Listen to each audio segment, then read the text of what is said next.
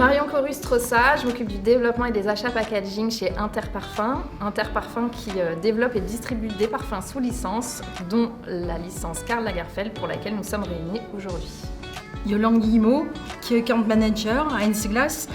Heinz Glass est une maison familiale allemande, verrier et décorateur, et qui développe principalement pour la parfumerie et l'industrie de la cosmétique. Alnour, donc designer, je dirige un cabinet de design qui s'appelle Objet de Convoitise, spécialisé dans le domaine du parfum, notamment le développement des flacons de parfum, du packaging et du merchandising.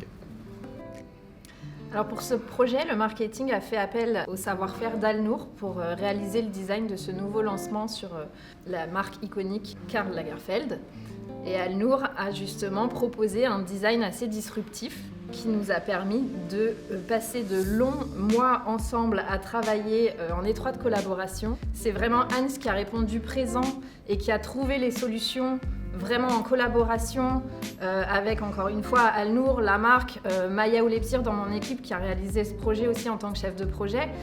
C'était un travail de longue haleine pendant plusieurs mois et justement grâce au savoir-faire de Heinz, on a trouvé la façon d'arriver à quelque chose qui ressemble au flacon que vous avez sous les yeux, avec cette posture qu'on a aujourd'hui et toutes les contraintes techniques qu'on a dû absorber pour justement trouver une solution industriellement réalisable. Pour valider l'objet en lui-même, sur sa notion esthétique, sur sa valeur visible en fait, parce qu'il s'agit quand même de Karl Lagerfeld, et là on est sur un objet qui le représente totalement, donc il y a eu un gros travail qui a été fait sur la posture de Karl, sur les lunettes, sur les accessoires, sur le col de chemise.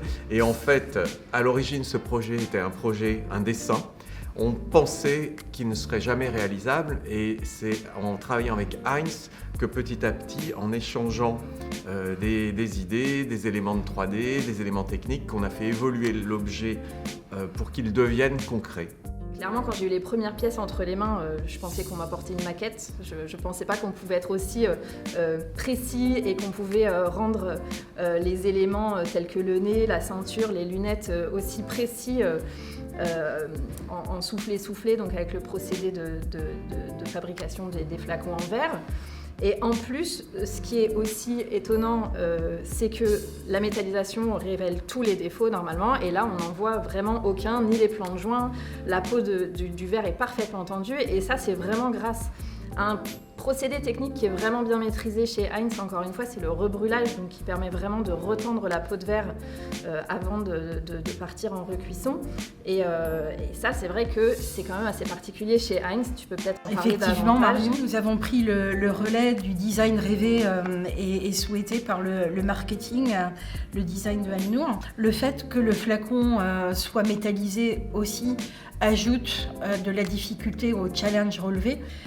Il a fallu trouver la bonne équation quant au rebrûlage qui est appliqué pour donner cet effet miroir à la métallisation.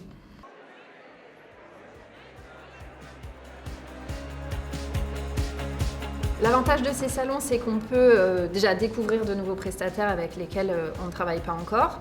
Et on a aussi l'occasion de voir les partenaires avec qui on a l'habitude de travailler et surtout de découvrir le travail qu'ils ont pu faire pour nos concurrents avec des fois des idées ou des modèles qui peuvent parfois nous aider aussi à se dire « Ah tiens, pour tel prochain lancement, peut-être que je pourrais justement les consulter parce qu'ils maîtrisent bien voilà, typiquement le rebrûlage, la précision du démoulage, etc. » Donc nous, ça nous aide beaucoup en ça. Nous, en tant que fournisseurs, cela nous permet de présenter ce que nous avons fait pour les confrères, pour les marques durant l'année. Ça permet également de rencontrer les équipes et de passer un bon moment convivial. Et à ce titre, je tiens à remercier sur ce projet Maya, Jérôme Lefebvre et Laura Berton qui ont travaillé au développement et sur toute la partie technique. Ils ont fait un boulot formidable. Et le lien, je pense que vous pouvez Avec le le designer. confirmer avec le designer. Ça me permet de rencontrer souvent les fournisseurs, que je ne rencontre pas souvent d'ailleurs, parce que c'est souvent très dissocié, le travail de design et le travail de fabrication. Et ça me permet aussi de comprendre certains éléments importants de fabrication, de décor, d'optimisation. Et puis c'est surtout un endroit convivial. Ça conforte les liens, c'est un discours différent. Ça nous permet d'entrer en contact d'une manière beaucoup plus humaine.